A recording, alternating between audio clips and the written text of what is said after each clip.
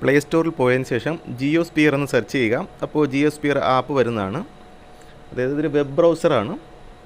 ഇതിൽ നമുക്ക് ബ്രൗസറായിട്ട് യൂസ് ചെയ്യാൻ കഴിയും. ഇത് ഞാൻ ആൾറെഡി ഇൻസ്റ്റാളാണ്. അപ്പോൾ ഞാനിതിനെ ഓപ്പൺ ചെയ്യുവാണ്. ഇതിന് ഇൻസ്റ്റാൾ ചെയ്തതിന് ശേഷം ഓപ്പൺ ചെയ്യാം.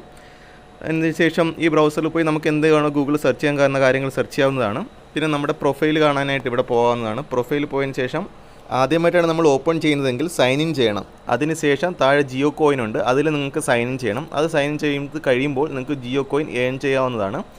എനിക്കിപ്പോൾ 217 ജിയോ കോയിനാണുള്ളത്. അപ്പോൾ നിങ്ങൾ ഏൺ ചെയ്യുന്ന അനുസരിച്ച് നിങ്ങൾക്ക് ജിയോ കോയിൻ കിട്ടുന്നതാണ്. അതായത് ഏൺ ചെയ്യാൻ വേണ്ടി നിങ്ങൾ ഈ ബ്രൗസർ എങ്ങനെ ഉപയോഗിക്കുന്നു, നിങ്ങൾ എത്രത്തോളം ബ്രൗസർ ഉപയോഗിക്കുമോ അത്രത്തോളം നിങ്ങൾക്ക് കോയിൻ ഏൺ ചെയ്യാൻ കഴിയാവുന്നതാണ്.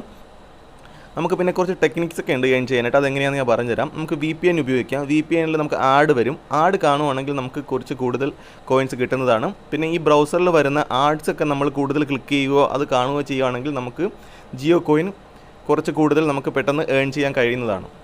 Thanks for watching. പുതിയ വീഡിയോയിൽ നമുക്ക് വീണ്ടും കാണാം.